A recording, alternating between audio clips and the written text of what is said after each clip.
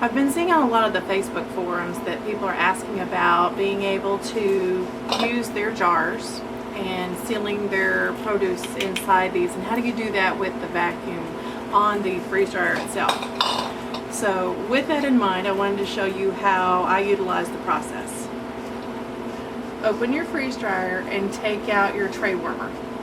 So you'll remove your seal. I place it up on top.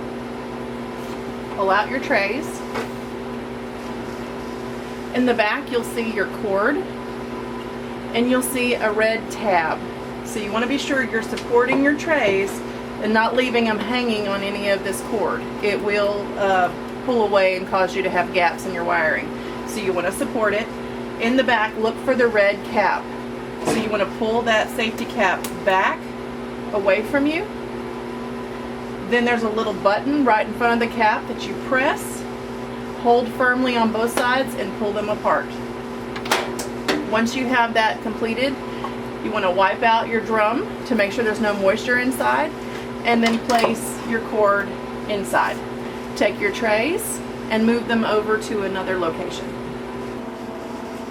Take your rubber ring, place it back on top of your freeze dryer. I always start with the side closest to the door. I find that easiest to be able to remove and to reassemble.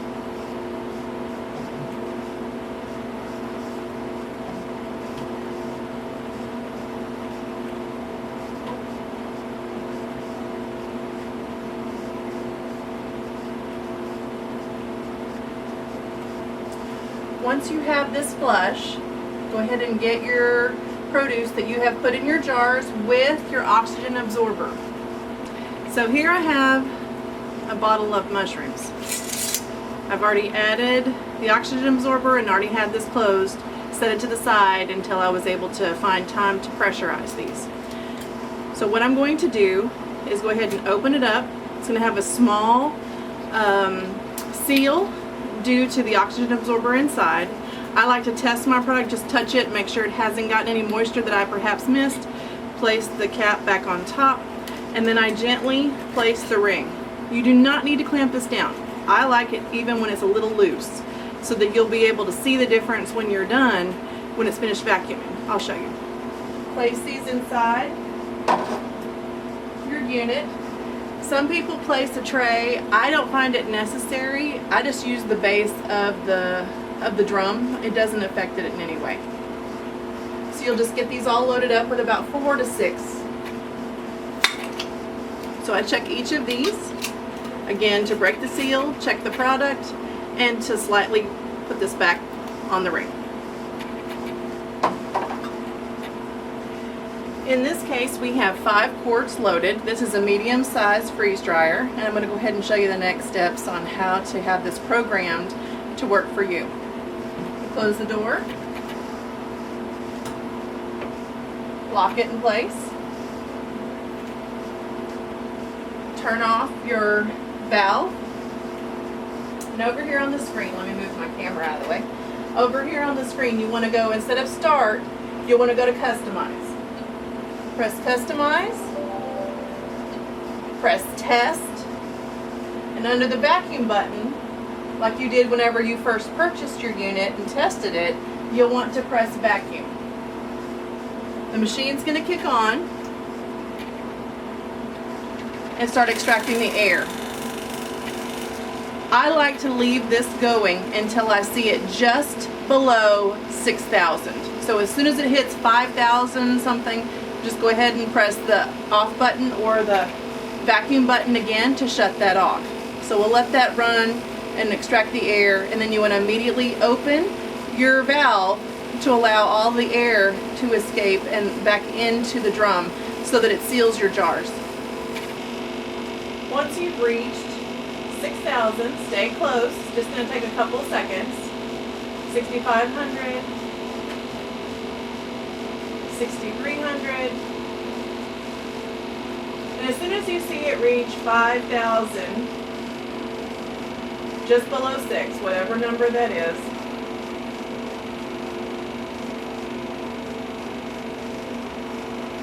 you want to press the vacuum button again to shut it off.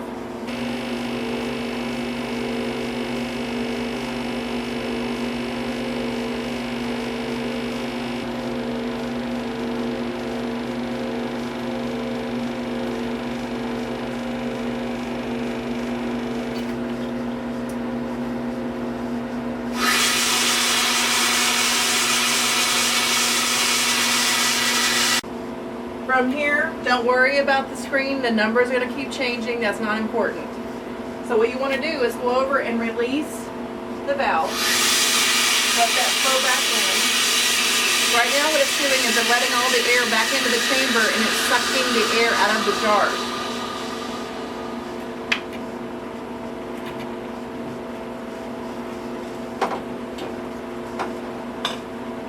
Once it's completed, take your jars out and test each one. This is where you find any of your reused lids, and I did say reused because these are able to be reused.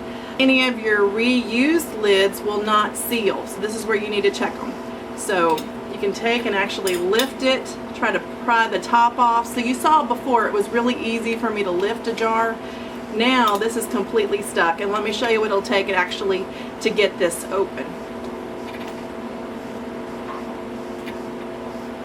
Before I could use my fingernails to be able to get it open, which is a regular oxygen absorber. But taking a look at this, now that I've put it through the vacuum chamber, I have to have a bottle opener because one, I don't want to dent this and then have to throw this ring away. And so what I'd like to do is just take it and gently, let's try to do this standing up, I'm usually doing it on a table, lift it. It's actually depressed in the middle from all of the vacuum. Okay.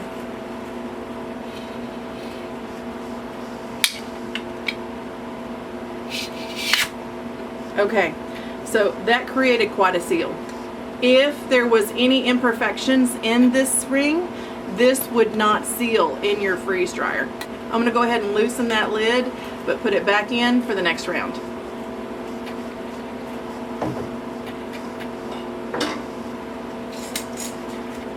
So you go through and you check each one of your jars.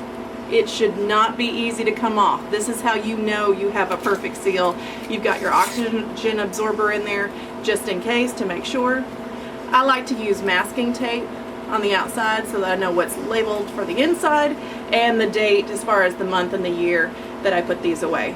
So this is how I can all of my freeze-dried products that are related to ingredient items. I like to use Mylar bags for the meals, but for individual ingredients such as mushrooms, corn, carrots, things like that, I want to have these separate so that I can use them as I need to. The whole set sealed well. I'll put these to the side and start the next batch. So you want to close your valve, start your pressurization all over again, wait till it just finishes 6,000, and then turn it off and open your valve. 6,300, 6,230, 59. Press the vacuum button again. Open your valve. Don't worry about the display at this point. It'll keep changing numbers. That's not important. What's important is that you knew what pressure it was that you stopped the unit. Open your door. Check your seals. That's not coming off. It's indented. You can do pints in your freeze dryer as well, the same way. If you have any that do not seal for some reason, after going through the process twice, I take the lid, I throw it away, and I get a new one. This way it ensures that I seal it completely. I don't risk, even with an oxygen absorber in there, making sure that the ring isn't bent and stays functional for us. I found a jar that didn't seal, so the lid comes off really easily. So what you'll do is you'll take the lid off, just check the rim, make sure that your oxygen absorber didn't get pushed in between the rim and the lid, Make sure your lid doesn't appear to be bent in any way. This is actually a new lid, so it should be working fine.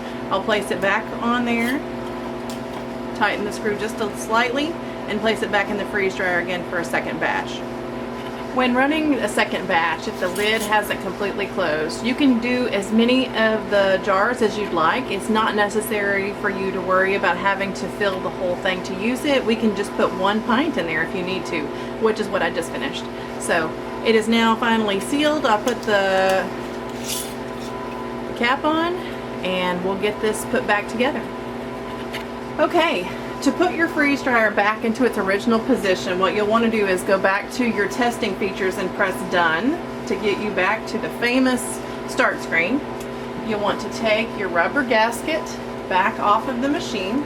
I like to place mine on top. I like to pull the cord out and have it handy. I wrap it around the door. Pull your trays that you set aside earlier. I like to lean it down onto the cart. Take the cord with the little red knob facing you, along with the cord in the other hand for the tray. Let me pick it up where you can see it. Place these two together. You should hear a click. Then you should take the red tab and press it down. So all of this is reached together. So this red tab should point down into the unit. So now it's secured with the safety tab. I like to pull my wire up, not pull it, but place it up on top so that I can hold the remainder as I slide my trays back in. So I hold this, slide my trays back in. You want to have the orange on the upper side with the silver on the down side. So the orange part should remain on top. Slide this all the way back. If it does not slide in place, that means your cord is somehow stuck in the back. You'll need to pull it back out to where you can grab your cord, reposition it, and slide it back until there's enough room on the edge for the gasket. Replace your gasket, starting with the door side first and working your way out.